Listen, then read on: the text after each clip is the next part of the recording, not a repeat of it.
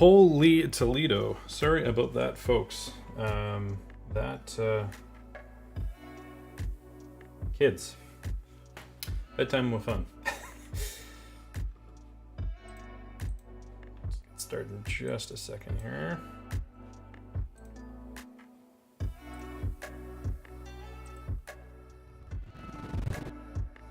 Hello. How are you? Tonight we are just gonna basically kick back in.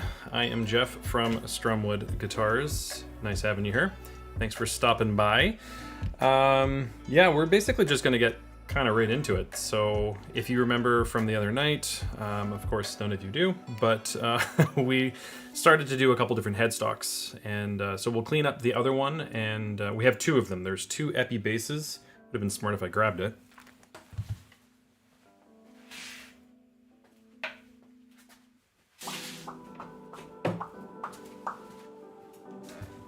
So we got this guy here, which is just on my, gonna be on my bench here. Let's flip this over so we can see what's going on. I was having a whack of problems with mixing and audio and stuff like that, so just let me know if there's something too quiet or too loud, because that's what I've been trying to sort out for the last little bit here. In any case, so we've got the Epiphone. This is the EB bass, and there's two of them, exactly the same color, exactly the same issue.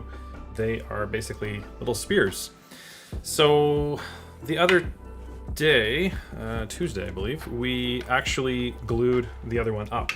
So we were lining it up, trying to find the right position, cleaning it all up, and getting it in accordingly. So this is going to be kind of part two, so we're going to actually glue up the second one, and then we'll take a look at the first one again, just as far as how it came together. The cool thing is that I glued it in the last live stream, and it's been sitting in a clamp ever since, so I haven't even opened it up yet. So I'll do that in a minute, and we'll take a look and see how it came out, and kind of how I would go through the next process. The one thing that I was always talking about, the one thing that people always talk about with a broken headstock is where does that line become where you actually need to start doing some splines inside of there. So basically you're routing out a big groove and putting a block in, and I don't know if I have any handy, but basically I have just kind of a rough template. It's quite oversized, and then depending on the job, I'll have to shape it accordingly. So I don't have kind of like a pre-done, almost like a biscuit, if you've ever seen a biscuit, where two pieces of wood get held together, but there's a groove of wood that kind of holds it inside. It's kind of it's a good idea. I don't often use that when I'm doing broken headstocks, but it does depend on the job. Every job is different, which is the fun of it, I think. So that's what I've been told. So yeah, this actually is a really good cleanup. The reason why I left this one is because we're gonna have to maybe do a little bit of finish work before, finish work in the sense of kind of chipping back some of this lacquer. I don't know if you can see that on the camera. You can kind of see it on the camera. So this area here, so this is actually bare wood that we're looking at.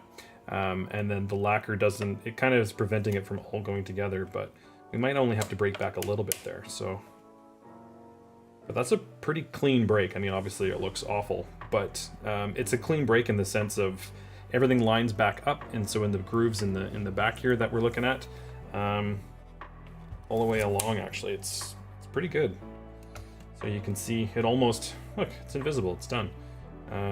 We won't have really too much work to do to kind of finish that up. The one thing that's always interesting is when you start actually sending this through and you start sanding it down, and then you start getting into the finish, especially something like this where it's quite translucent, is where finish work now becomes a really big thing. So you can be fighting against yourself. So it's always kind of that fine line of, you know, again, the price comes into play, but how far do you want to go with the repair? How much work do you have to do? Are you going to be reimbursed for doing that finish work versus just kind of, you know, a nice black guitar is great, kind of spit it on and all is well. But I've got like 4 broken headstocks happening right now, and they're all translucent finishes, which is cool. I mean, it challenges you, but it's also not as quick and easy as just throwing a finish down. So yeah, which way do we want to do this? Do we want to glue this one up, or do we want to take a look at the other one? I think let's just get right into it, eh? What do you think? Let's just get right into it. Let's glue this one up. I'm gonna have a sipple of tea. And depending on the angle, I actually will keep the neck, depending on the break angle, I will actually keep the neck on the body. So in some cases, it's easier to just take the neck off, put it in your clamp or your vise, however you're going to do it, and then just kind of clamp it on. And this one, I'm not too sure of the angle. I might actually I might be able to clamp it accordingly. Oh, actually, you know what? We're gonna have to take the other one out because I need those clamps and the caul. So, and then we can glue this one up. It's kind of cool though, because you can kind of see the before and the after. The other one was very similar as far as the break goes. So if you missed the other day, it was something almost identical. This is a very common Epiphone Gibson break. It's almost a running joke at this point. And it's just because of that tilt back angle. A little point or a little tip on these types of guitars is don't put them in a basic straight hard case. You think it's in a hard case, it's all great. But what happened is because the angle was coming back so far over the rest of the case, any sort of impact, the neck was actually resting inside the pocket. So these guys are actually safer inside of a gig bag or a case that actually has some depth. So that's actually, it's kind of funny, but that's actually one of the easier ways that a Gibson gets broken. I just finished one that was something that happened on stage, which obviously sucks, but that happens. But more often than not, these actually break in a hard case because it's the wrong hard case. So some people put like old socks and stuff. I always enjoy opening those guitars, but there's old socks and stuff that are over the headstock, and all that's really trying to do is prevent any form of damage, I guess. And for the longest time, I always kind of laughed, but now seeing them, I know why. So what we'll do is we'll just kind of throw this one up here, and maybe, oh yeah, look at that. We can kind of see a before and after, if you will. I'm gonna move my children. There's some people spilling in. How's everyone doing? Hopefully everyone's having a good night. Thanks for coming by.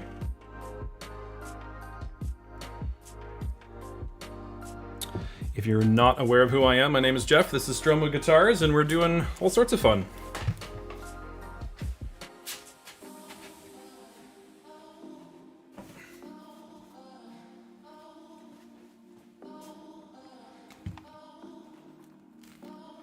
So here we are. It's the same thing. It doesn't look pretty here, but that's okay. The nice thing about using, we used tight bond in here. So the nice thing about this glue is that it actually does clean up actually really easily with some water. So we don't have to worry about that too much. And anything that's too aggressive, we can heat up or scrape it off or whatever. So it's pretty good. So I guess let's just see what happened. I'm trying to remember how this break was before. So this is fun. This is the dangers of a live stream because I haven't touched it since we glued it up, so maybe this is awful. I'll pretend that it isn't just so it looks good on camera. So the wax paper is kind of a little secret, is that when you put this onto the finish, and if any glue seeps through, this actually works with super glues as well, cyanoacrylates. It obviously sticks a little bit more, but it does actually prevent the glue from sticking to anything on top of that. So I actually was using a piece of hardboard, and that was just to kind of help keep this nice and smooth as I was clamping it all together. So rather than this other piece of wood now being glued to the headstock, just a little piece of wax paper prevented any sort of adhesion, or we don't want it, I should say, and then it comes off and it's a nice easy cleanup. So there you go. It's perfect. It's done. Looks great. So obviously we've got a little bit of cleanup to do, but that's okay. That's what we're here for. So it actually came together really nicely. So it was almost identical break to this one.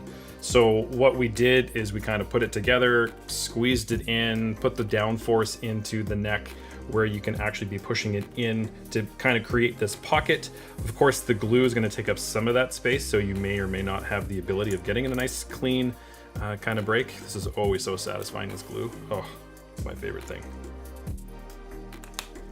I'm actually really happy with that. That looks really good.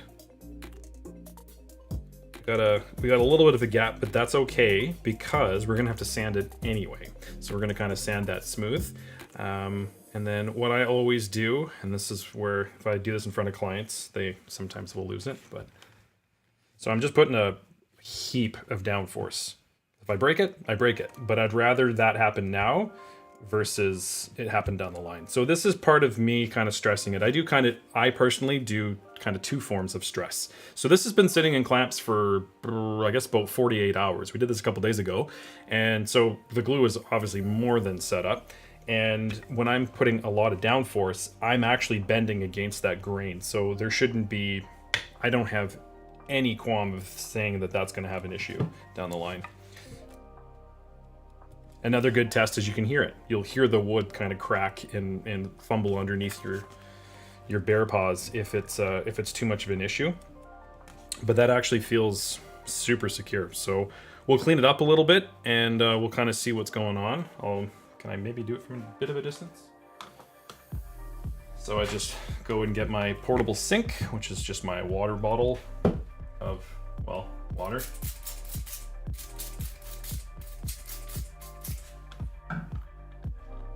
And I do it a couple times just with like a rag and just, it cleans up the majority of the glue. And then depending on the area and angle and stuff, I may have to come back with a scraper or a chisel or something, but it doesn't take very much to clean all of this up. Yeah, and I remember now that I'm starting to see underneath the glue, the one thing I was kind of commenting on is before is trying not to get glue in these finish areas. So in here, this is kind of the same thing. It's a little tricky to see here, but there's a little bit of a finish angle that we're having here as well. So that's actually bare wood, similar to what we have on this one, where you have this big chunk missing of the black finish. So that is an easy clean because it didn't go all the way in. If I like put way too much, I mean, I did put too much glue in, but if we did put a lot of glue in there and it kind of filled into that grain, unfortunately, we've just created a lot of work trying to get to that finish. So it's kind of working or seeing the project, especially when you're gluing. Gluing can be a little terrifying because you can actually, I don't want to say create more havoc or anything, but you're kind of working against yourself if you have a lot of glue everywhere, because obviously it's going to come into play when you're starting to spray it, or if you're doing any airbrushing or anything like that. And once we clean this one all up, we'll start to see if we actually need to do some airbrushing, because I'm not 100% sure. By the looks of things, we've got a bit of a gap, so it looks like we get to do some painting, which is always good though. It's always good. Kind of going back to one of the normal questions that I get, depending on the job, is, you know, or you may even be thinking it, hey, that's an Epiphone bass. It's not worth that fix. My standpoint on that is that's not my decision. My decision is my job in this relationship is to fix a broken guitar. I can tell you how much it is, and that's up to you if you decide that you want to fix it. I do unfortunately know a couple people, my opinion, I do know people that will just refuse to do work on it. I'm really busy as well, so it's not worth my time to fix it or anything like that. Teach their own. I personally don't have any problems with that. Like I said, my job is to fix a broken guitar. I don't really care what the guitar is. And then that also comes into play with obviously how easy it is, because if it's not well made, then maybe that becomes an issue, but here's how much it's going to cost, and it's up to you if you want to pay that bill. So that's also coming into play with how much we clean the backup. If this is perfect, whether we start spraying, if we have to lacquer it. Now, of course, all of this stuff starts adding up. So again, it kind of depends on how you want to look at it. Another good thing that we can do, for me personally, this is one of the things that I don't do often. I've done a million broken headstocks, like literally, not literally. But I haven't done a ton of spraying on them. The spraying is something that I'm getting into. I mean, now it looks like I have a spray booth in here. I've got all sorts of guitars in different forms of spraying.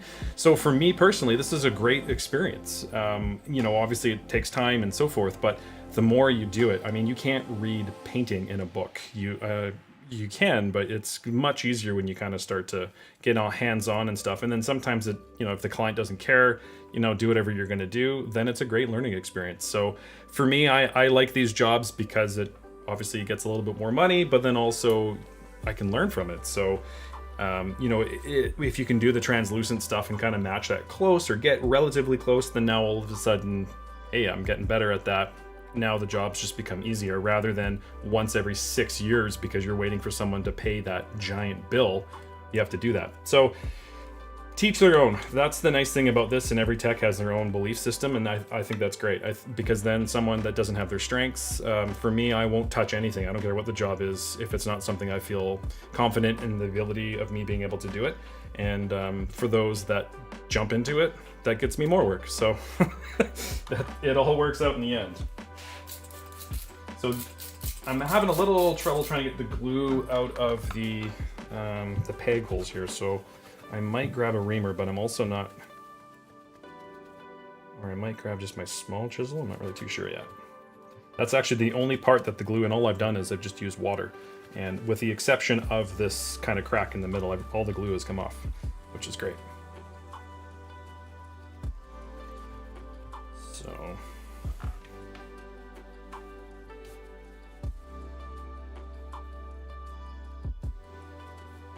and a little bit of heat, like a heat gun would kind of do it. I wouldn't go quite as far as throwing like your heating blanket on there, like a little, which I do have if I'm taking a bridge off a guitar or something, but I would, use a little bit of a heat gun if you're not too sure. You got to be careful though, because the veneer actually can come up quite easily. But yeah, I might just grab my little chisel.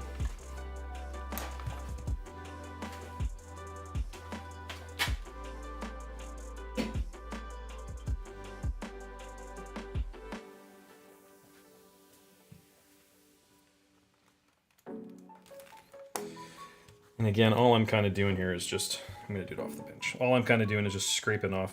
Do it over here, you can kind of see what I'm doing. All I'm doing is just kind of getting underneath this little piece here. I'm not worried about the majority of it because I'm about to start sanding, and obviously it will all come off. But I just want to get a little bit closer to the joint so that I can see what's going on.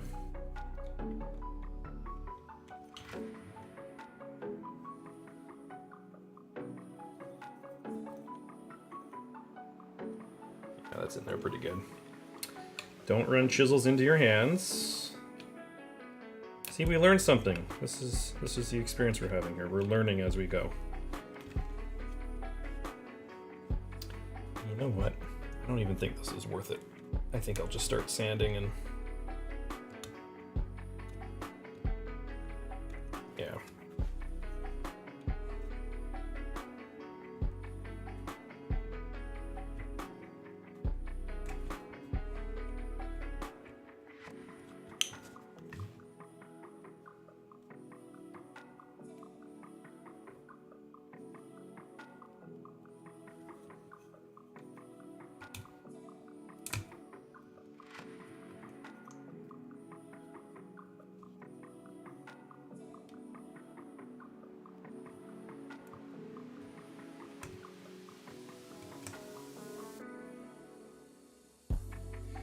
Yeah, so in the top part up here, all I'm really looking at is how this is actually connecting.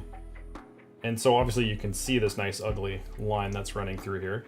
But what I'm kind of just picking at right now is trying to see if there's any sort of damage in these joints, or if there's a whole heck of a lot of work to do. So what I might actually do is, you can start to kind of chisel this away. What I would generally recommend is try and go a little bit of a angle, doing this as a straight, clean cut in the sense of like with a chisel or something, and kind of just breaking through this finish, just to give us a nice thing, because you're not going to be able to find a piece that fills in just that little gap, and it's a little bit too large to do, say, a drop fill of like super glue or anything like that. So we are going to have to kind of build that back up again, which is not the best. The nice thing is that these veneers are actually really small, or sorry, really thin. So it's not like there's going to be a huge like step or anything, but it's kind of the best plan of action there.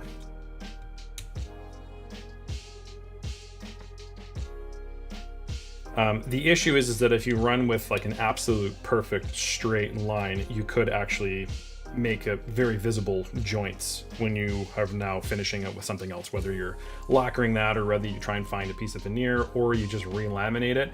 I'm not going to re-laminate it, but that would be kind of the thing that you want to do.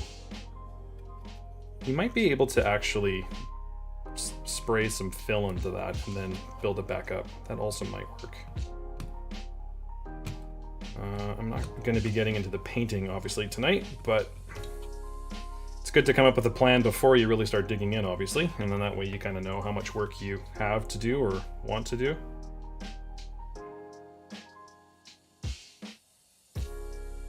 Yeah.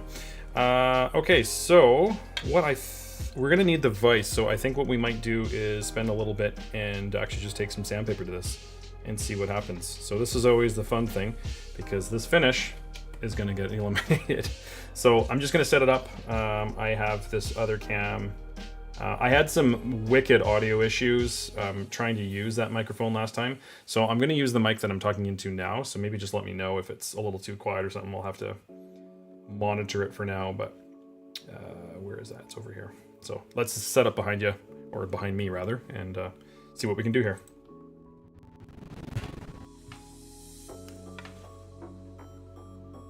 Look at that play-by-play.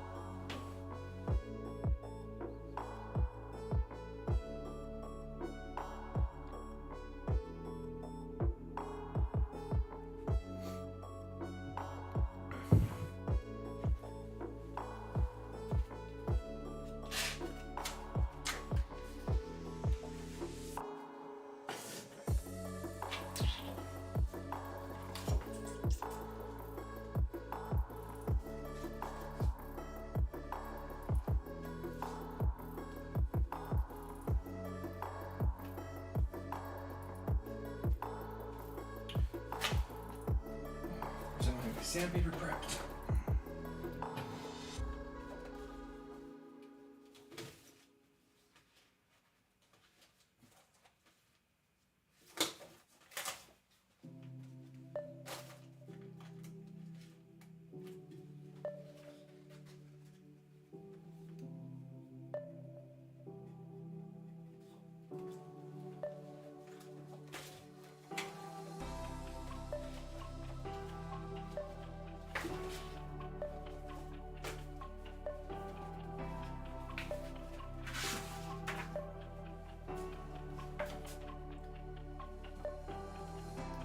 So I'm just grabbing some sandpaper blanks here, trying to see what we can do. So I'm just going to start with some 400 and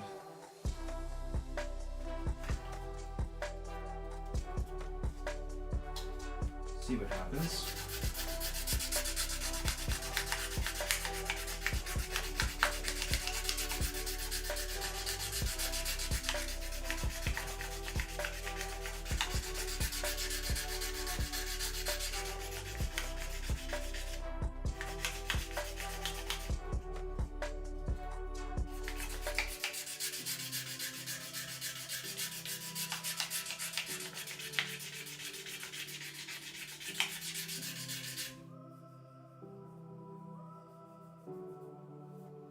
So obviously it is good and scuffed, but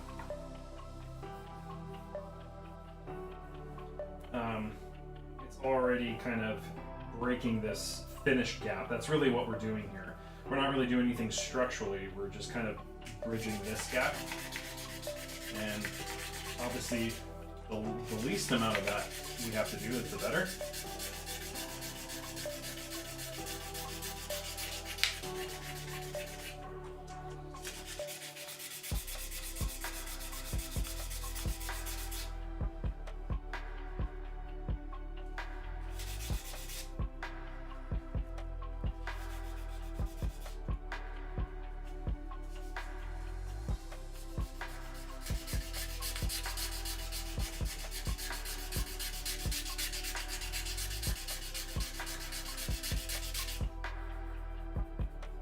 So any of these kind of high spots, like what we have in here, if we can eliminate those, then they won't show up when either we spray or wax or buff or whatever our finish is.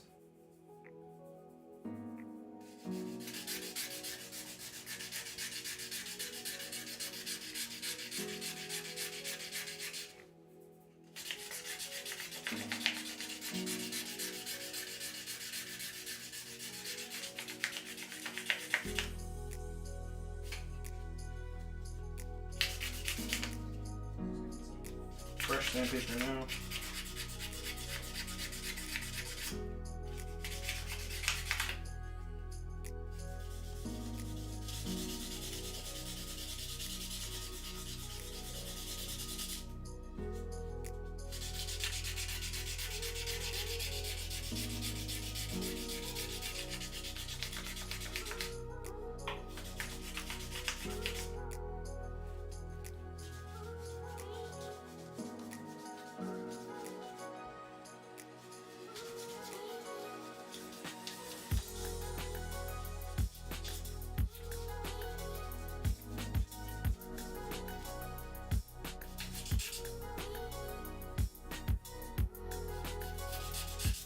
So you can start to see now that we're getting these burn marks, so that's us burning into the finish and kind of getting down.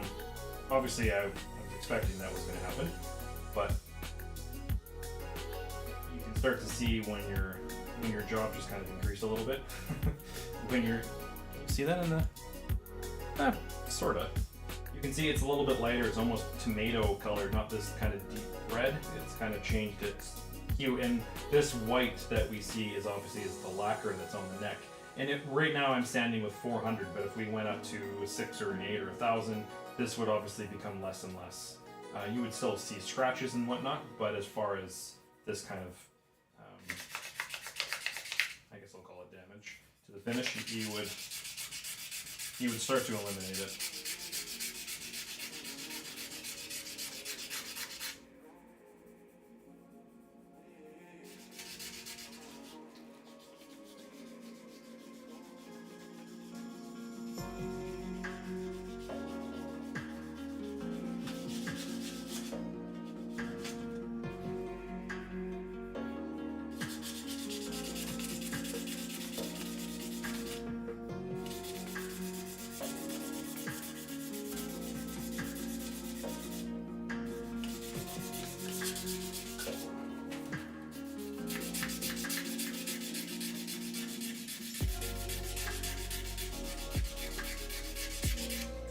I mean, obviously we're over the point of kind of worrying about it, but the corners, the edges always go quicker than the flat spots. In the sense of if you're on a corner trying to, like, it will scratch right through the lacquer in almost no time.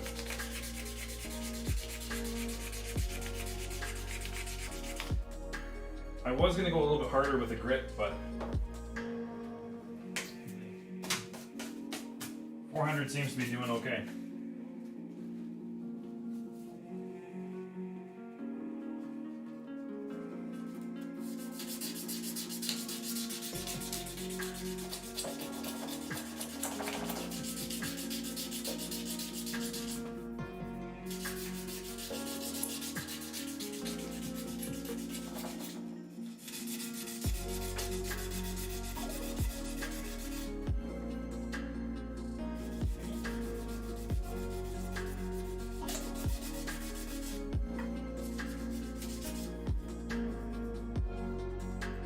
That gap is just too deep. There's a ways to go. Feel it all the way through.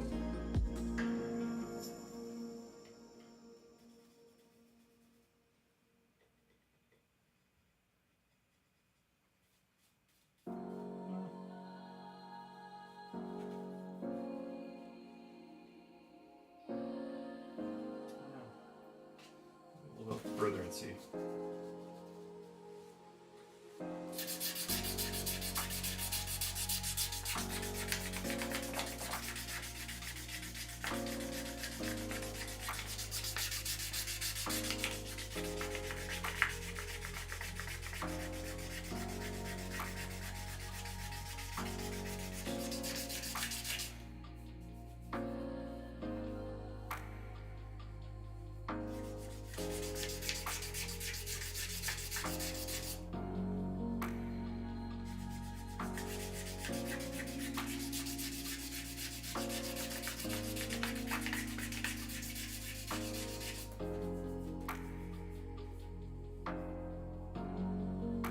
So at this particular stage, what I'm trying to do is make this crack, I guess, disappear. So I don't want to feel this any way that I'm moving my fingers. I don't even actually look at it when I do this. It's kind of a mind trick, but I feel a little bit right here.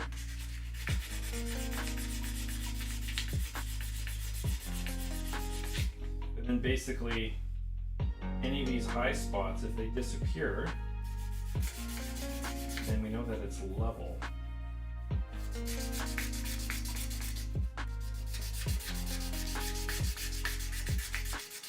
Which is obviously what we are trying to accomplish.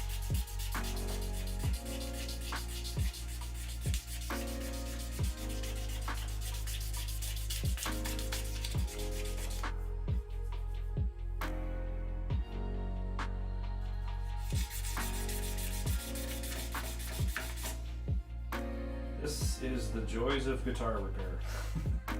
Hours and hours and hours of sanding.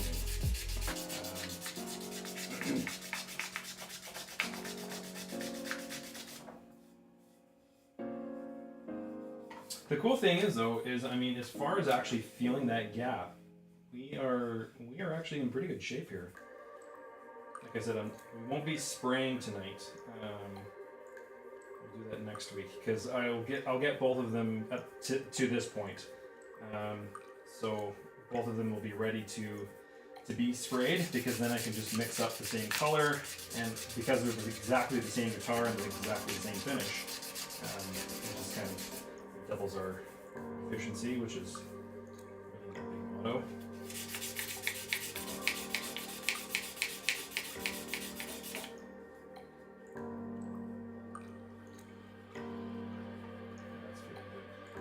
Feel a little bit, and now I'm feeling it over here on the other side.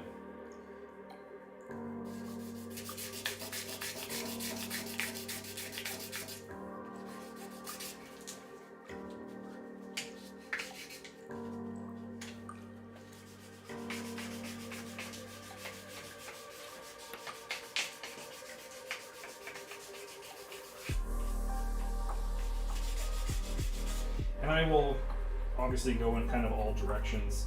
So I'm going back and forth over the crack. I'll go with the crack, going on angles. You're kind of hitting it from all different directions. And it's pretty quick here, actually.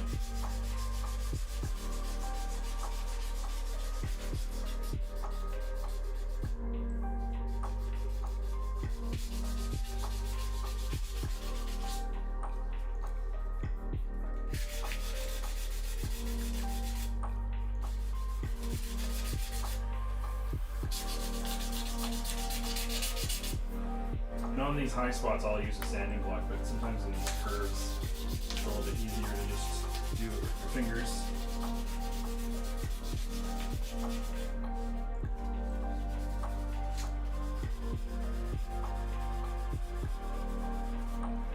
Like I said, it's an exciting time of sanding.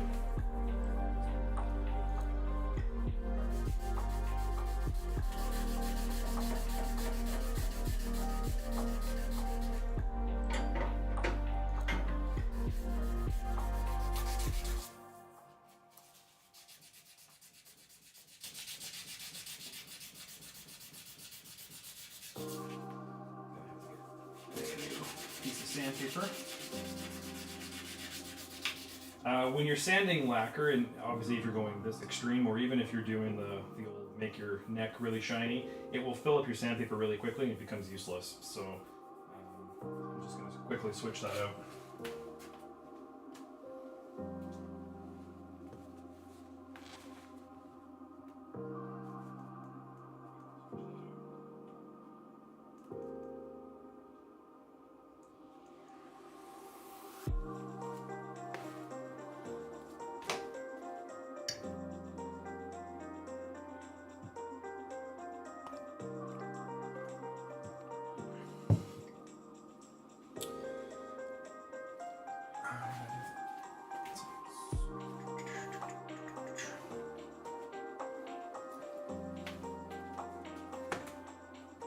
Spending more time looking for the tool. Oh, wow. It's literally right beside me. That's embarrassing.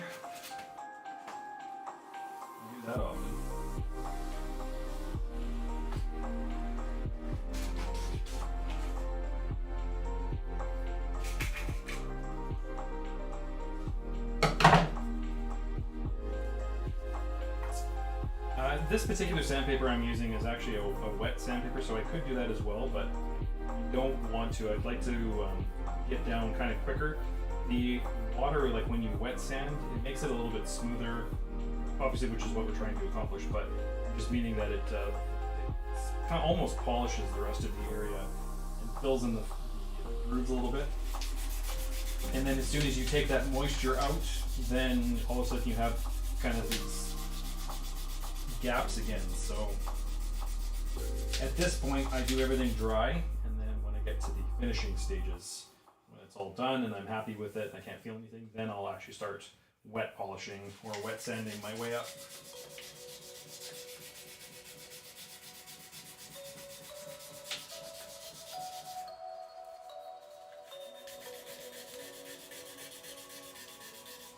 Yeah, that's actually going a lot quicker than I thought. Wasn't really too sure how exciting this would be to watch. I'm sure it isn't, but it's just kind of part of the process.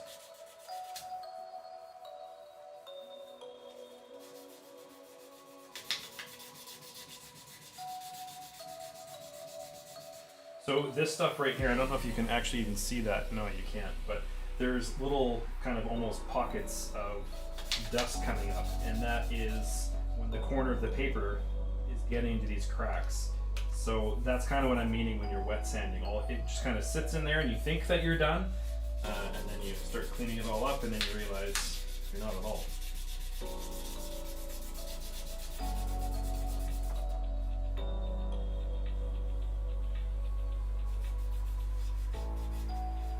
Yeah, by feel, this actually feels very, very close. There's one little section right here.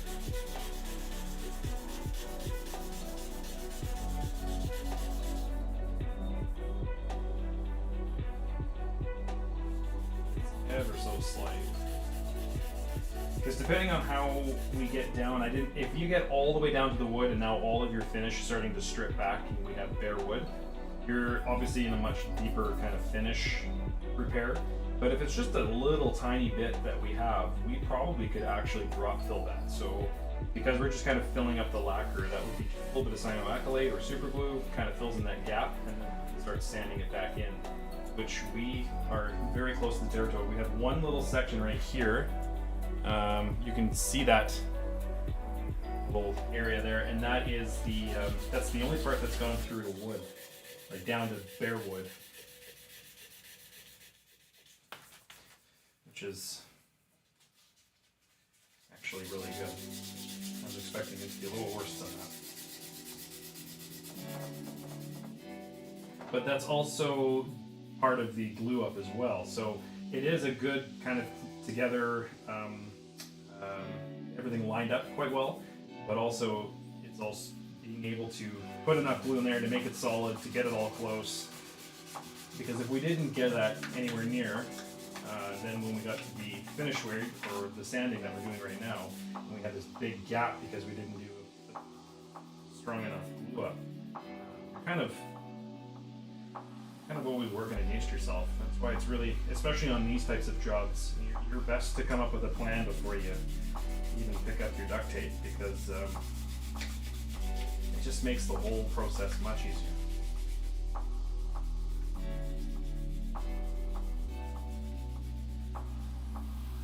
Well, I'm at the point now where I'm quite happy with that. So what I'm going to do, I'm just going to grab some naphtha and clean that up and see where we're at.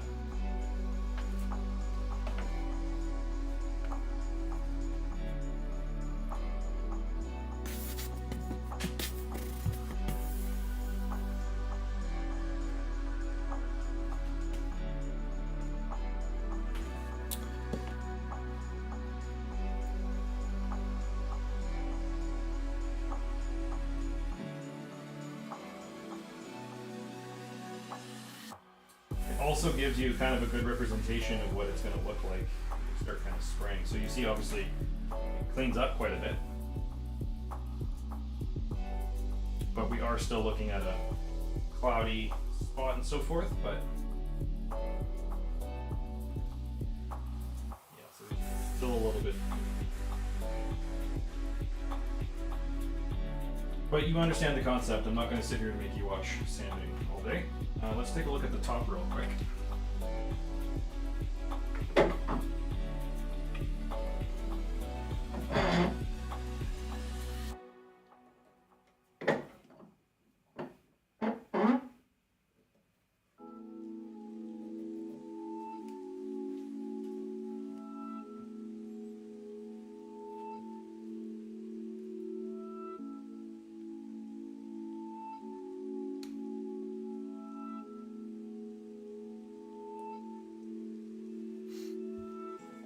All right. Yeah. Can you see how ugly that is? Yep, you can. These are always where things get interesting because this is always an interesting repair because if you go too far, now you've got a substantial drop. I mean, again, they're not terribly thick, but we have to chisel all of this back. Now we have this huge gap that we have to build back up. If we go just a little bit, then we might be able to spray over it, which, to be honest, is kind of where I'm hoping we are. Now that this is in the vise and I'm not holding it, let's take our chisel to it again.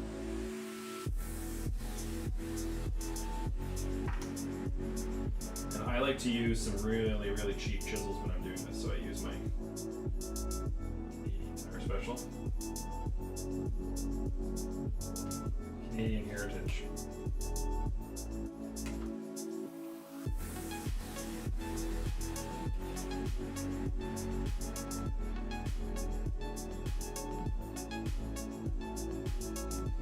Kind of see how it just chips right off. It's, as I was saying, it's really easy.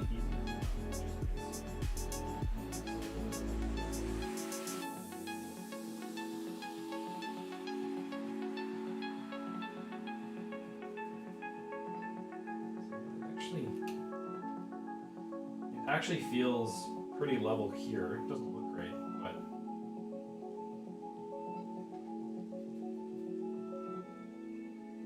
the other thing to keep in mind, especially this being a bass, is that you're going to have a tuner. Do I have one handy?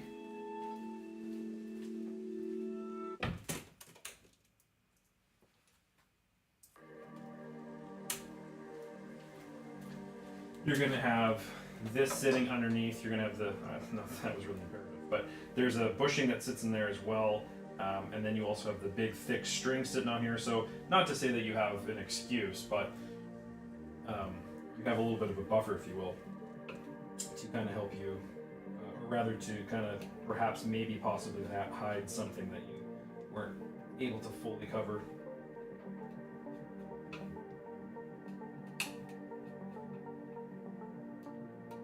So the glue chips away pretty easily. Kind of all I'm doing, getting it back to the finish.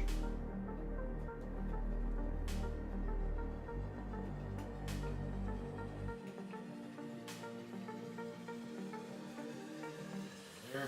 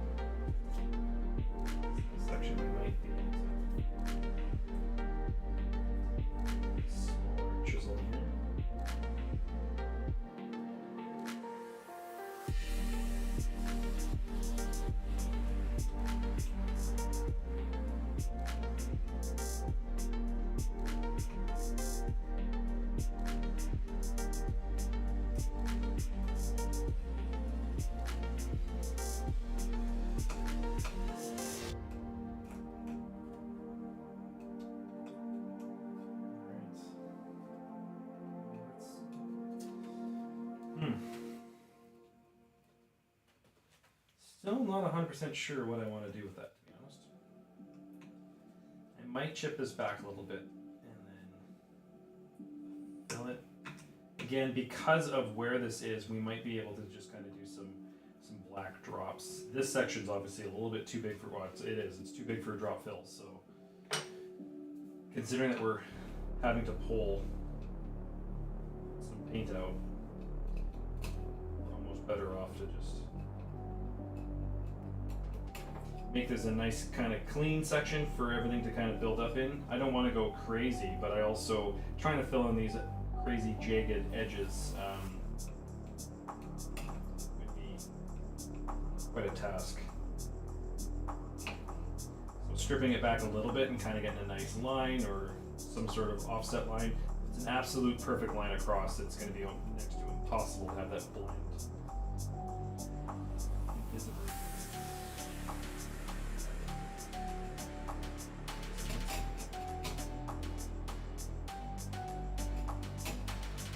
Yeah, so that actually works for me. So I'm just kind of chipping back a little bit of the lacquer here.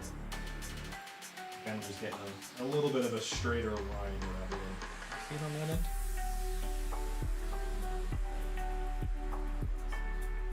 So this part actually is pretty good. I'm also trying to break up any of that loose pieces.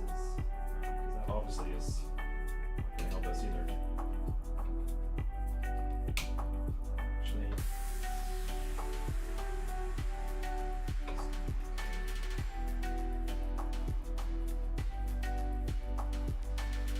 And similarly to when we glued this one up, where I'm removing all those little fibers, anything that kind of gets in the way, I'm doing the same thing here with the finish. I don't want any pieces of lacquer kind of sitting in here.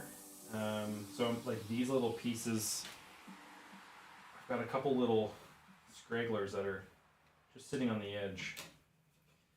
So I just want to take them off and give me like a ledge. It should be a little bit easier to spray. And then you want to get down to fresh wood as well. So there's not too much glue here, but there's a little bit of glue residue that I'm scraping off, and then there's some. It's in a different color actually. But it's probably, I would imagine it's actually overspray from. Oh, it would be, yeah, because this is the overlay. So it's that red that's on the bottom. Cherry, I think they call it. Okay, so that section is looking pretty good. I'll come back with some dental tools and scrape at its molars, which is always the most satisfying feeling.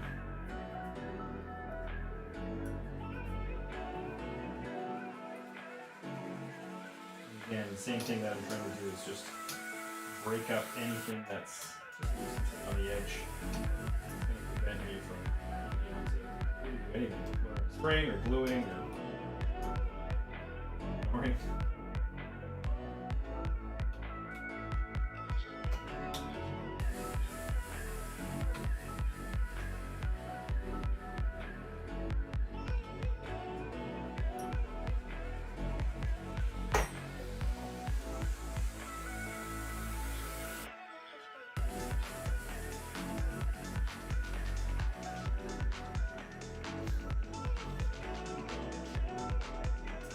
Lastly, in this little bit, same thing.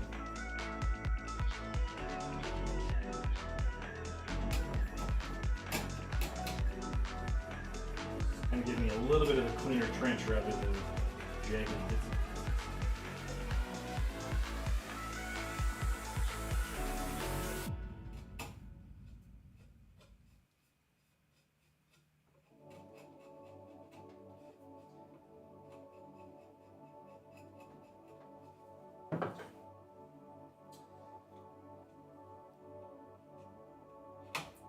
But this is pretty often how I work.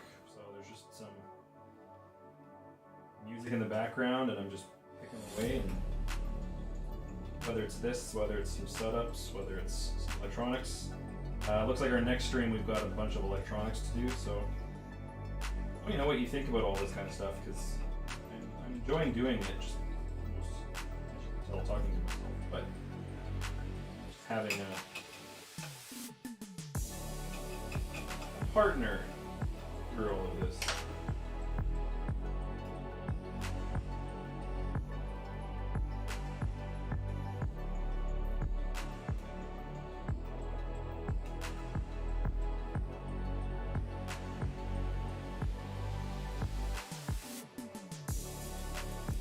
Kind of at the same point there. I mean, depending on what you wanted to do, this is going to be a little challenging. sure exactly how I'm going to attack this. Because what you could do is you could take the sandpaper and sand this down, but because of this ledge, it's quite noticeable. If you were to sand this down, you're going to be sanding a really large chunk out of this. And now our job just got quite a bit larger.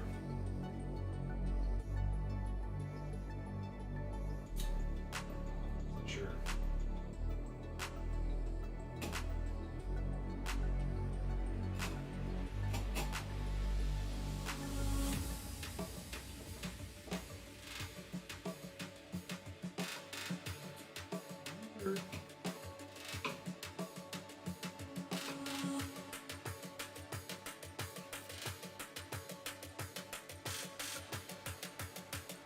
Funny, a lot of times in cases like this, if it's quite bad, actually, I just finished one not too long ago that kind of came all the way down, had a big break area. I actually did just delam it, so I took off this, had to apply a new water decal, had to do all of that kind of stuff, which was a lot of work, but big picture, it was probably less work than me trying to make this perfect, make it finish well. Because the other thing that you can kind of see, I don't know if the lighting, yeah, I don't think the lighting is getting it. Let me actually see if I can move it towards you. The reason why I'm saying that is because this one has got some blistering going on. And now I can't see them. Oh, there's one right here. So you can see when I'm kind of moving it, you can see a little bit of a circle that's there. And there's another one right here. So now what starts to happen is when you have these blisters, there's another good one right here. That probably is indicating that we have some impact and it's not fully adhered. But sometimes in those cases when you see a lot of blistering, this other one that I just had, there was another one up here and there was something over here, and it actually was bubbling up. So really the quicker, easier thing to do was to just take this top layer out and then just with the scraper and kind of redo it. So I don't think these are quite at that level, and I know what's going to happen with these bases as well, so I'm not going to go to that extreme.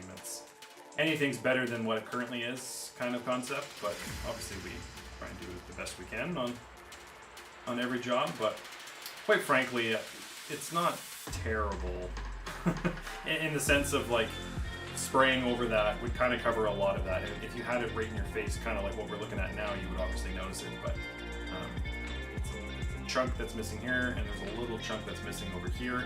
If we were to spray it with some black a couple times, do a couple coats, and then start building that up with lacquer, honestly, it would be pretty easy to be able to get away with that.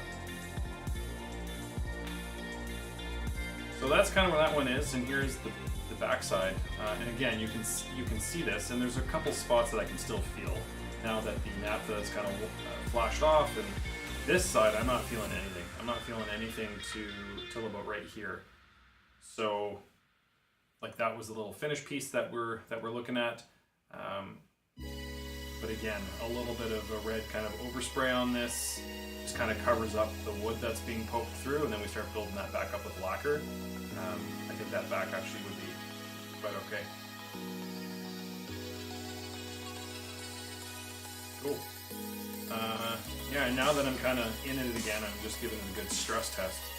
And I was doing it actually while I was sitting in the vise here too, so I was really pressing down on it, trying to see if it was going to crack or twist or give me any sort of havoc, but it's on there. It's a nice solid job. I'm not worried about that at all.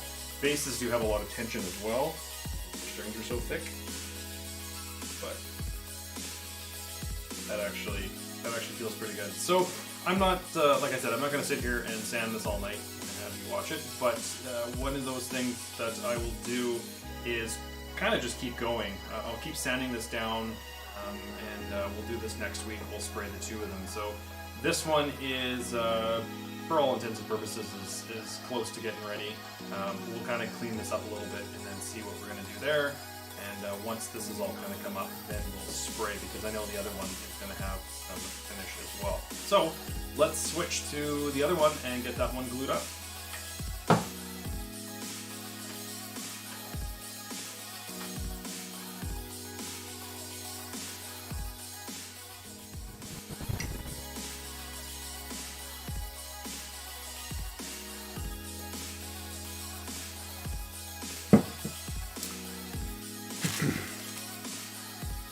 All right.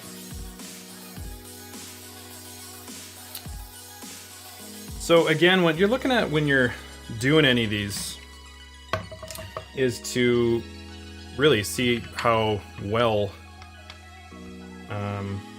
it all lines up, because actually the first thing we need to do is take all this crap off. So let's decrap it.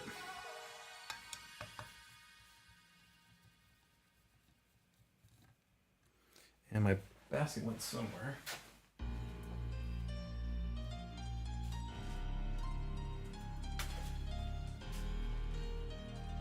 Oh, actually, interesting.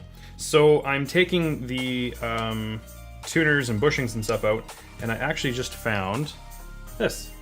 So this is a huge lacquer piece. So I'll try and kind of piece that in. I imagine this is going to be on... no, actually, it would be on this one. I keep these. It's always great, like when you do, unfortunately, if you ever kind of run into a broken headstock and your guitar shatters into pieces. I've had a couple of my clients call me at midnight and I just got off stage and it shattered and I don't know what to do. And I was like, just hands and knees, look for any little fiber, because you may be able to luck out and it might be able to kind of get right back into that groove and it becomes seamless. So if you ever do kind of run into a headstock break, or really any break on your guitar, hopefully not, but when and if you do, find all the little pieces that fell on the floor or whatever. You may think that it's garbage or not useful, but that actually might be pretty good, because I have a feeling, we'll take a look when I get all the rest of the stuff off, I have a feeling that's actually the big chunk that's missing on the top of this one. So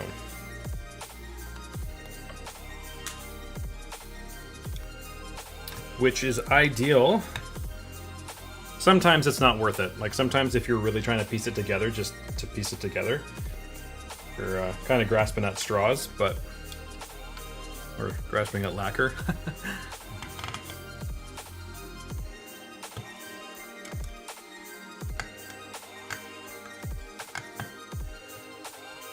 Take these out.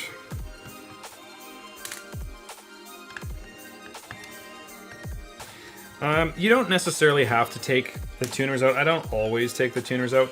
It is a little bit easier though, because especially when we're going to be balancing it on the end of this neck and stuff, all of this, of course, it's metal. It weighs something. So removing any kind of unnecessary weight or extra pieces just makes your job a little bit easier. And I am all about that.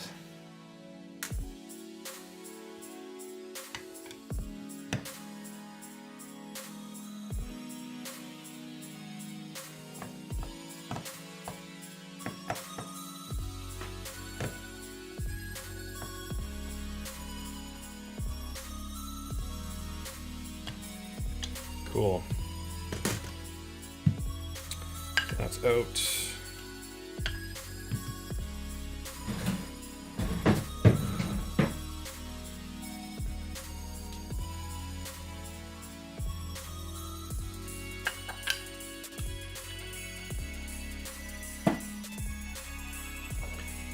Ready for this cool tech tip?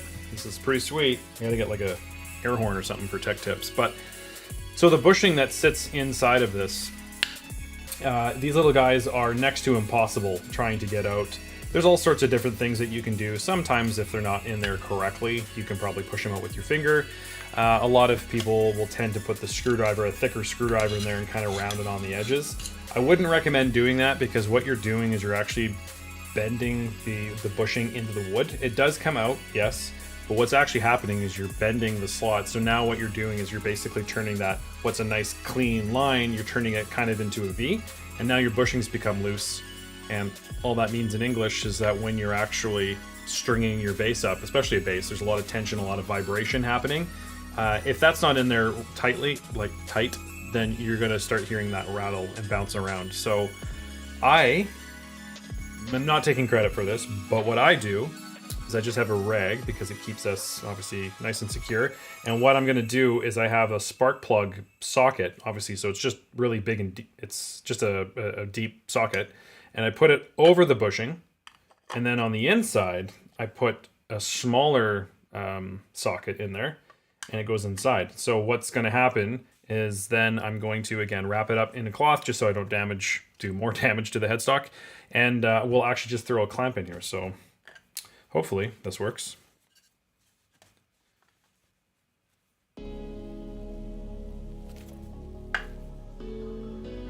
If not, then it sounded cool, right?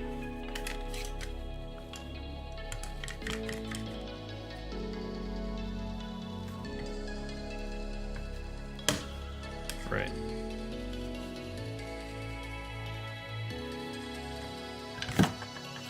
Son of a nutcracker. Oh, actually, I didn't even put tension on it, and it actually just popped out. It's not ideal. So let me just try that real quick. Those are coming out. So now all I'm doing is I'm just using the socket inside of that. They shouldn't really come out that easily. But anyway, whatever. It works. And there you go. So now we have a headstock that's got nothing on it. And it becomes quite light, obviously. There's no metal, there's no screws, there's no tuners. It's very easy to kind of put this in position when we're kind of glopping this on to figure out and realize where we're going to be. So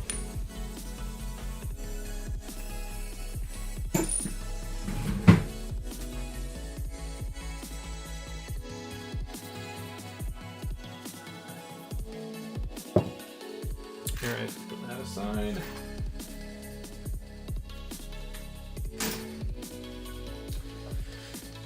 Okay.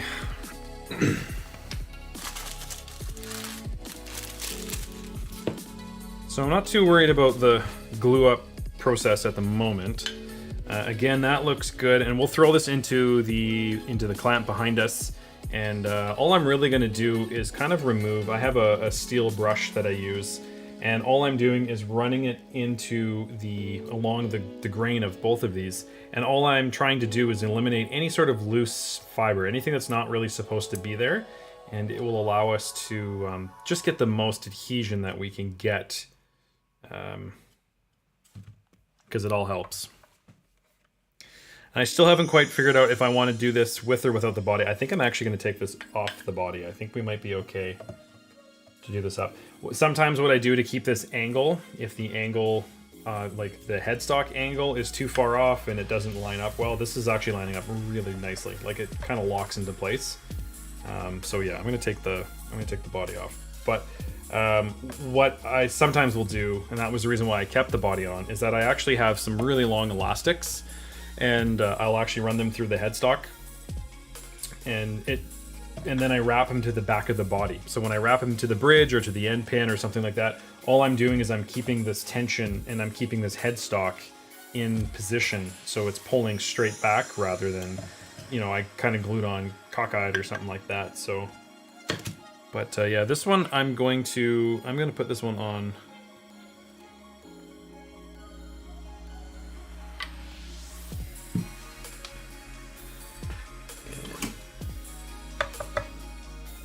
Because I have two of them, I was actually just looking at the serial numbers, trying to make sure I'm putting the right neck back on the right body.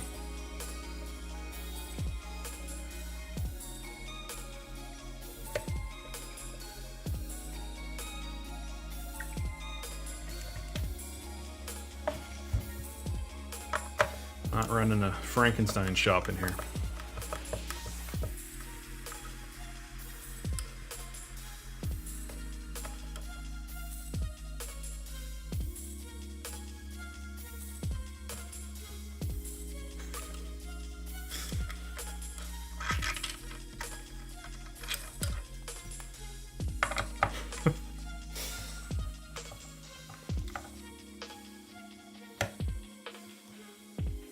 Yeah.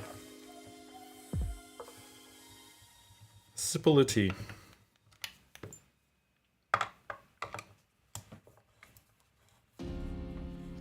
Wow, those are actually quite tight.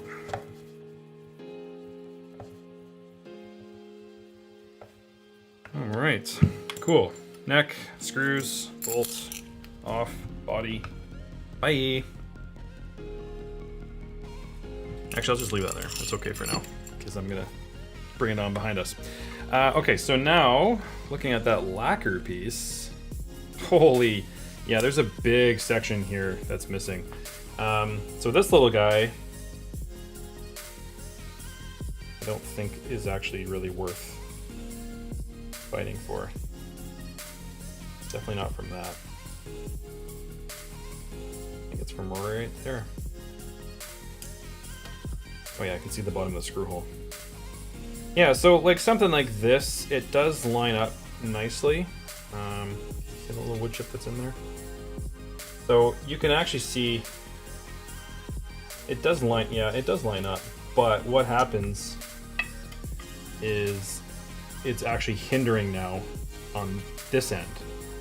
So I'm not going to worry about that.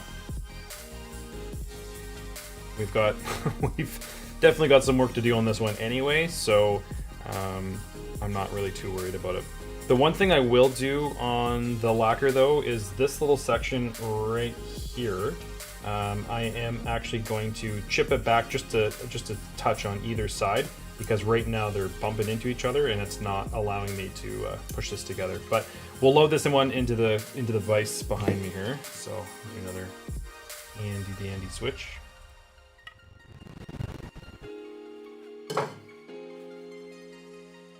All right, and so the other day when we did the other neck, I got too excited and I just glopped glue everywhere. I wasn't prepared. So this time we're going to be prepared. Especially when you glue up. You don't have a ton of time to mess around with your clamps or your glue or your cleaning cloths or any of that kind of stuff. So set that all up right off the bat and you're good to go. I'm going to run the vacuum for 10 seconds and clean up that dust from sanding.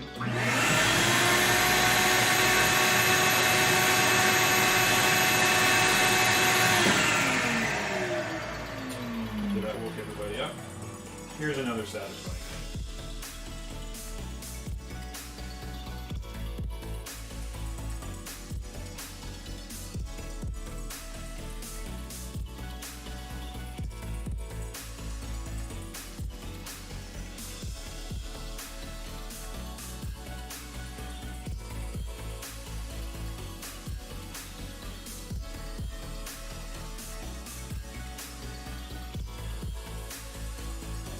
Quite as clean as they normally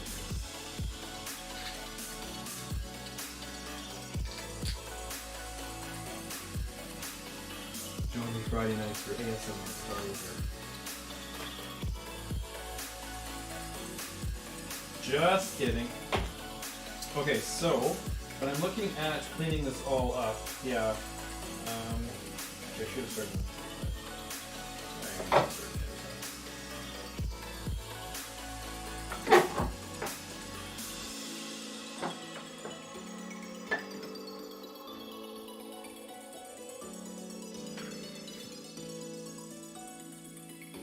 Because what I'd like to do is chip away this finish a little bit.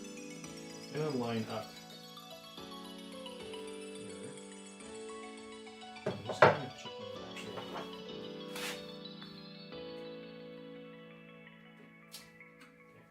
Okay. That is not a good way to go. It's probably also not a good way to go.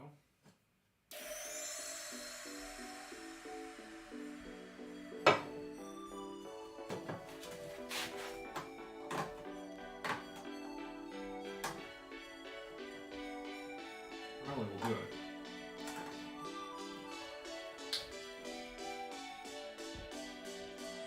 I'm going to do that on the other end as well. That might actually come off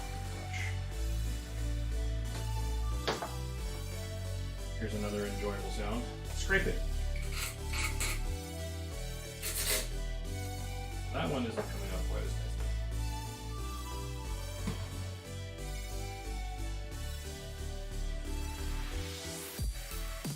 Break off just this edge.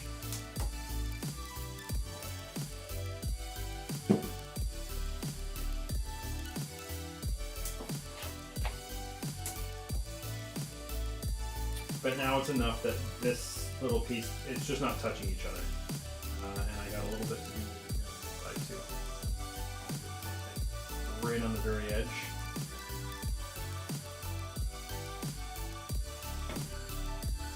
Touch.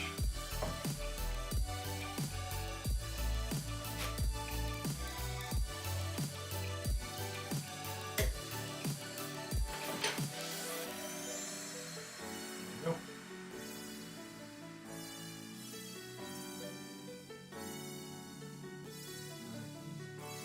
Right here so you can see how nice and clean that comes.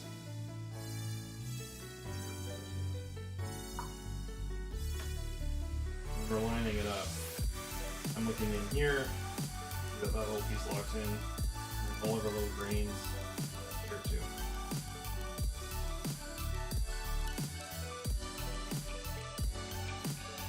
So it is a nice clean glue up, or rather in theory, it's a nice clean glue up.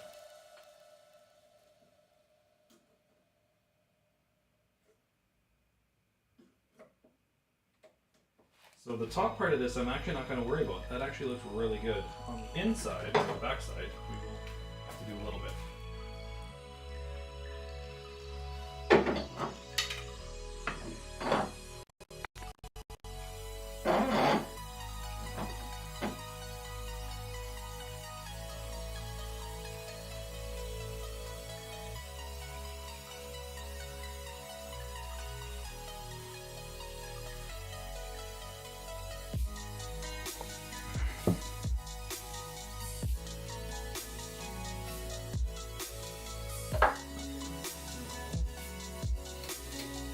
Just using a really hard metal bristle brush, scraping kind of across the grain, against the grain.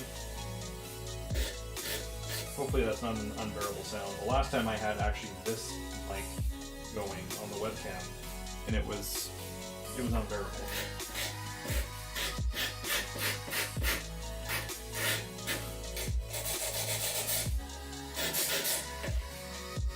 So let me know if this is unbearable.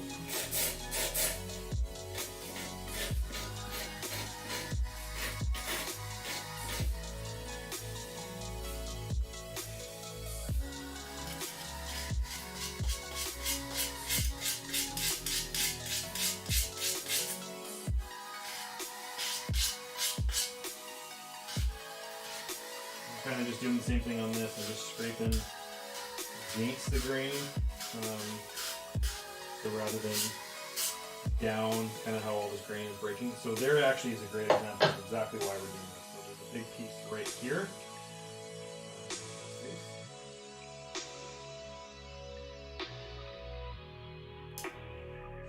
Say sayonara.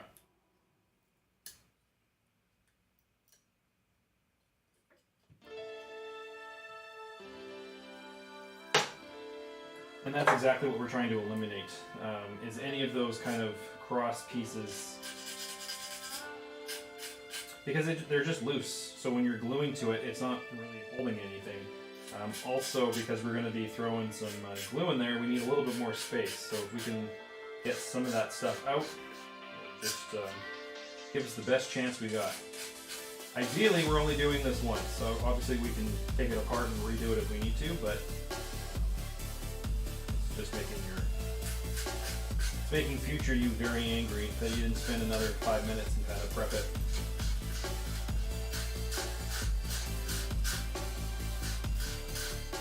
Sure. Actually,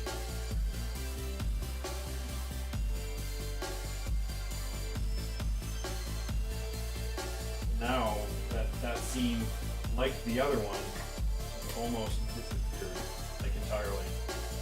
I feel this little section, just because it's a bit of a gap,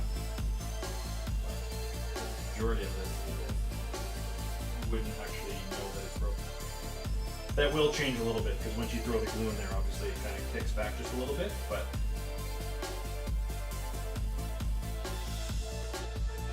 just always a nice promising kind of thing. The other thing is that when you start throwing the glue in here, the headstock is kind of prone to slip.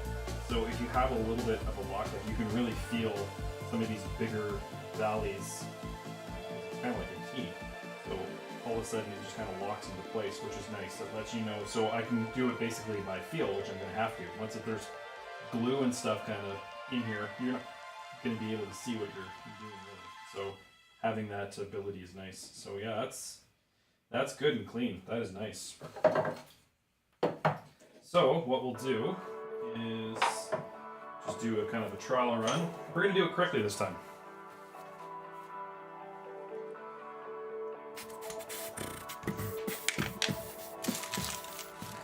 In the sense that we're actually going to do a mock-up. So there's no glue, get everything right, get everything spaced correctly.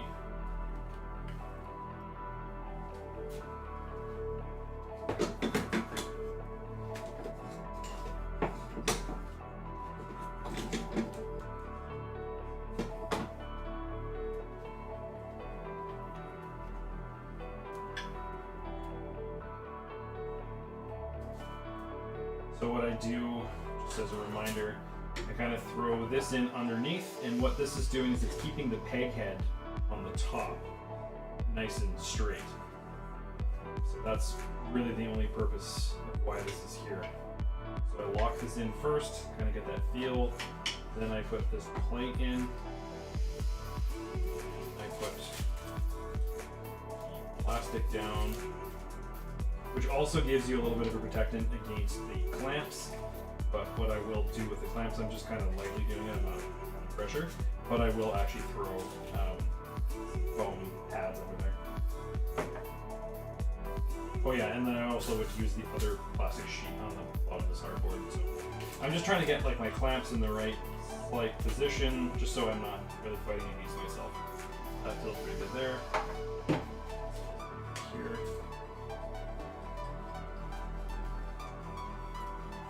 And what we're going to kind of aim for is, this one's a little bit longer, so it's going down the neck a little bit more. So we actually might be able to,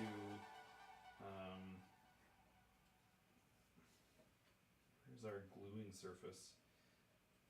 I should take that nut out actually.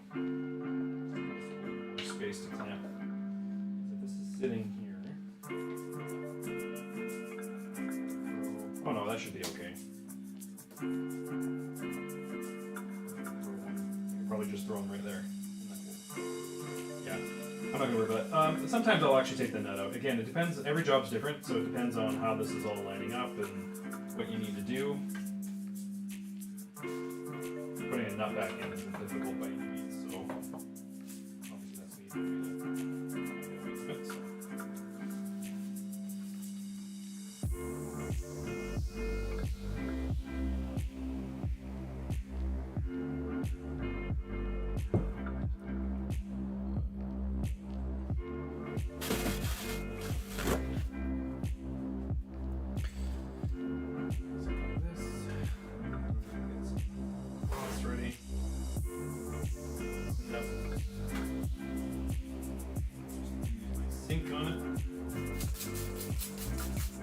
And this is just to clean up. So we're gonna have some squeeze out, which is what I'm looking for. And then this is just an easy way to kind of clean it up.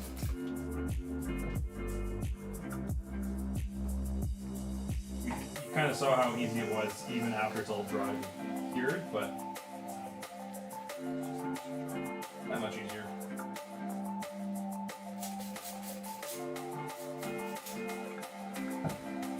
I like to think that future Jeff is a I will think it through.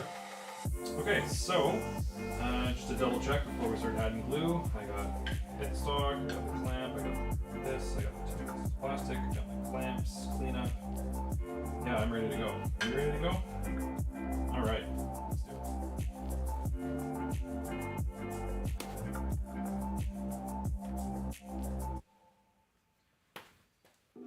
Of course, one of my least favorite things. These glue bots drive me bonkers. It seems like a cool idea, but it actually clogs. I think actually it clogs more than just coming directly out of the bottle. I know that some of my Luthery friends have actually 3D printed a new nozzle for these guys, but keep checking my mail. There's not one in there.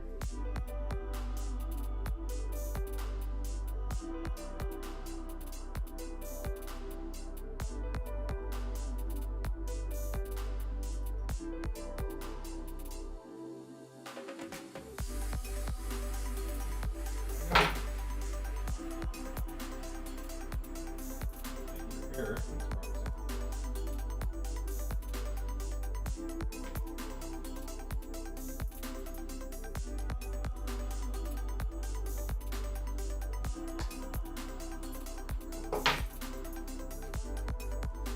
Alright, so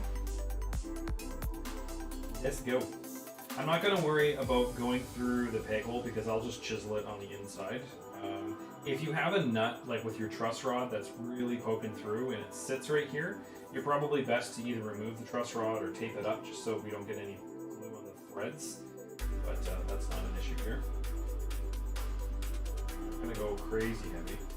But what starts to happen is it will start to kind of soak in a little bit, so we don't want to do crazy. The one thing here, I don't know if you can see, oh, if I hold it actually to the camera. Difference? Yeah, see how there's a different sheen on the wood? So I'm going to try to not get any glue. Obviously a little bit of glue will come up here, but I'm going to try to not glue any of that because that's what the finish is sitting on. I just want the glue to be kind of on this lower tier of wood. And that's a great way of knowing, just so we have a nice clean glue up. And then again, we don't have to chisel all that stuff out later. That's stuck.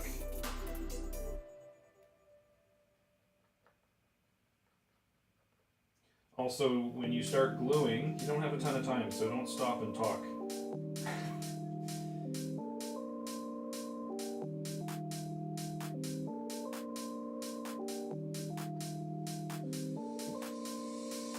Oh, good.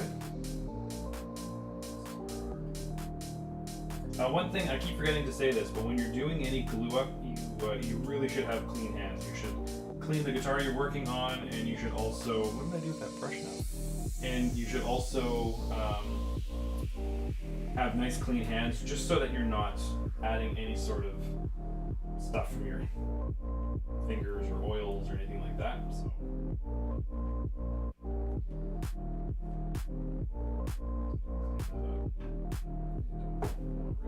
That.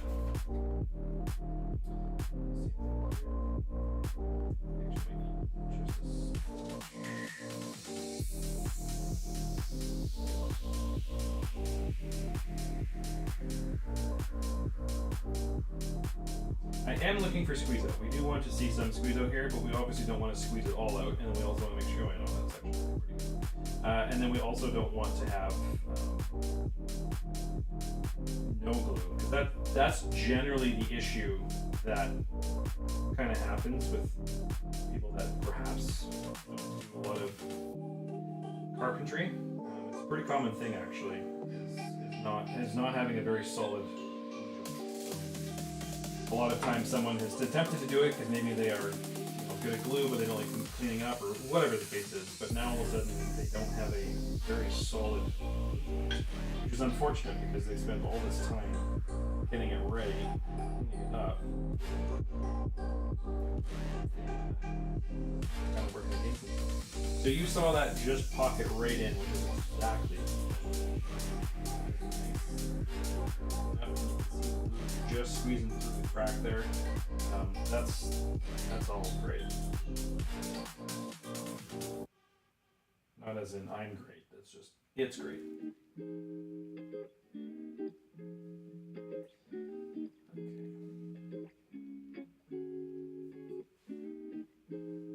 And yeah, just a little bit of cleanup as you kind of go. Again, I'm not terribly worried about it because it will clean up when we're done, but I don't want to be flopping everywhere. Okay, so we're going to put one on the back. We're going to put one on the bottom.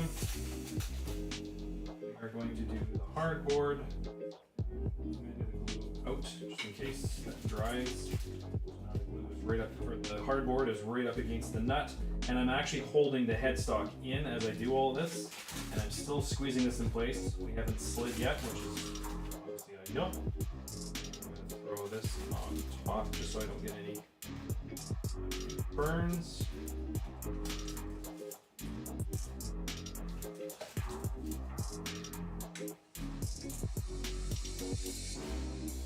And I'm just doing a little bit of pressure. I don't want to go too much because what happens is that you'll actually throw it off If you go too much, it will kind of slide one way or another.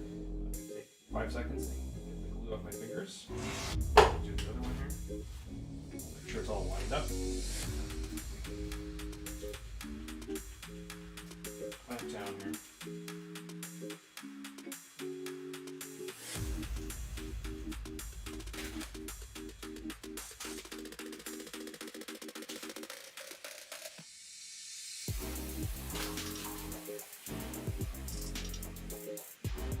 So generally what I'm doing at this area, it's kind of tricky for you to see at the paper, but I'm kind of just taking a poke in here. I'm trying to feel this seam. Be able to get you right in there, but we're looking at this.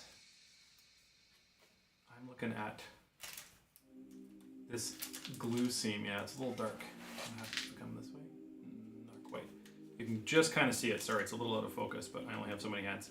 But this line I'm really matching up to. I'm trying to find, I'm trying to make sure that that is super clean, as clean as I can get it. I don't want to feel it. I generally run my fingernail actually along that gap, and that's a good kind of barometer to see if it's sliding off. It's not. And then what I do is I give it just the ever so slight push in, and as I kind of hold it there is when I give it the final good clamp down.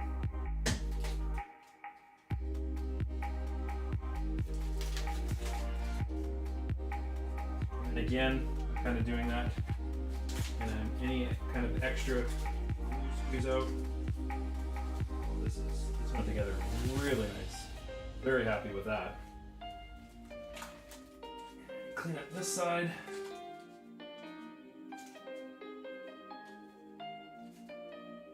Okay, so I can't get to the top, but I'm not too worried about it. It's just one little section we're going to have to do. Oh, actually, I can get to the top.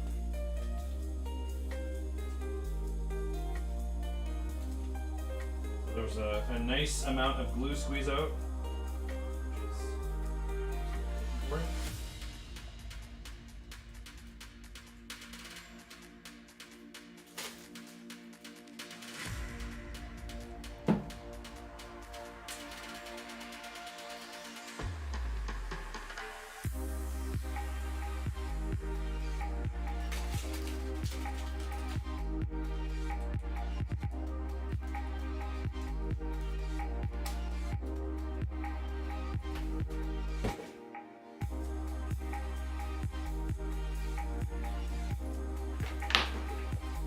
Okay, so at this point, I've got a little bit of flex happening at the top, which is not ideal. So I'm going to throw one of these C-clamps down. I really got to get more of these smaller toggle clamps. I really like these sort of trigger clamps.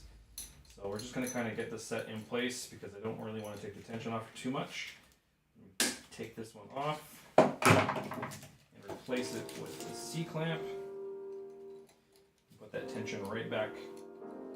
So again, I've got a soft spot. I'm not going crazy tight. We have to be careful now because we don't have this large trigger. It is still sitting on the felt. It is still sitting on the hardboard underneath. So we're not going into the finish, but you still don't want to be over tightening that. Now you've got this big ring in there.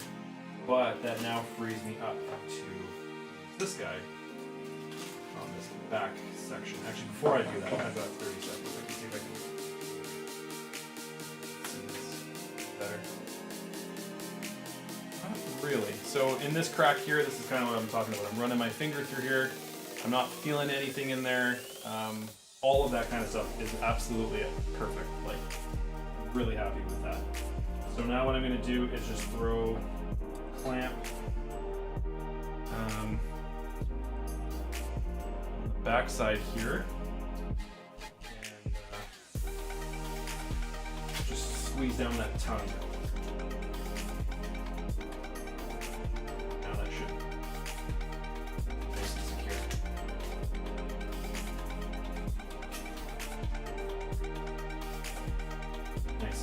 And now,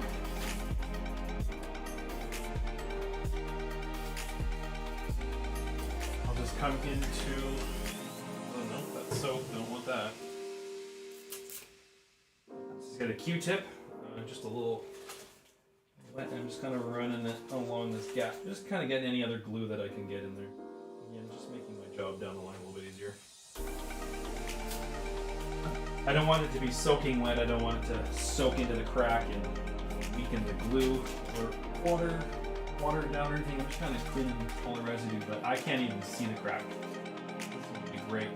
So we're gonna do the same thing. I'm gonna leave this for a couple of days. I'm not 100% sure exactly when I'm gonna be back on again, but we'll figure that out, and I will start scheduling these. If you're digging these, let me know, because I'm enjoying them. I'm just kind of talking to myself, but if there's something that you want to know, I have a whole heap of stuff planned. There's going to be some tutorials on setups. The lives are kind of just on the bench as I work, and it kind of be like a Q&A kind of thing, or I just hang out or whatever, but I do plan on getting into a lot of content and starting series. Here's how we set up our strats and hardtails, Bigsby's, Floyd's, all that kind of stuff. We see a little bit of everything here in the shop, which makes it fun, and that's kind of why I thought that the live thing would be kind of neat. So depending on what the job is that we're working on, we can kind of go through them together. And as I talk to my clients and stuff about it, most of them seem to be pretty interested in it as well, which is great. I mean, quite frankly, that's really the reason why I do this stuff. So I'm just gonna clean up my brush a little bit because everything's all wet and soaking. So we're just gonna leave this. I normally, on a regular basis, would leave anything clamped for at least 24 hours. I'm in no rush. I have more than enough things to do. So what I will generally do is kind of take it out of the vise, and I have a rack behind me that I can just put it away until the next time I'm ready for it.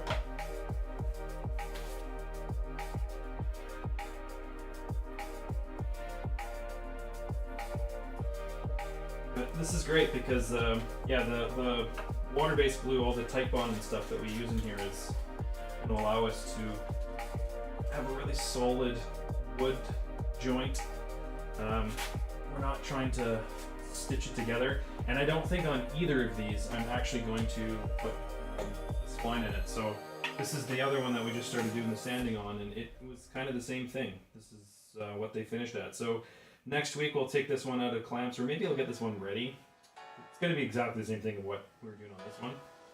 I don't think it's really that exciting. So what I might do is just actually get these prepped and sanded, and then we will actually airbrush these, and that might be the next one.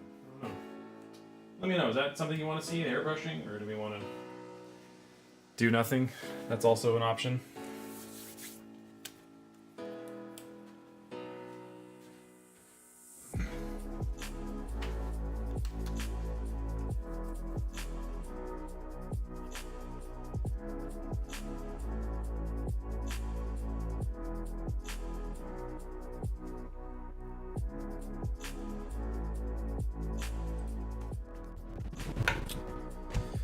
So as it is, that's not the one I wanted. This is the one I wanted. So as it is, or as it stands, we've got all of the guitars going. I got all the structural stuff going, which is cool. We have the ability of, again, clamping something, leaving it, coming back to it. We can go to something else. I don't know if I have anything, to be honest, I don't know if I actually have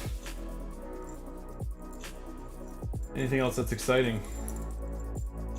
I'm in the middle of all sorts of jobs. I've got some binding that I'm doing. I've got some, I've got a couple jobs I've had way too much, and I've got a couple that are coming up that will be really interesting. I've got a double bass that I've had sitting in the shop here for way too long.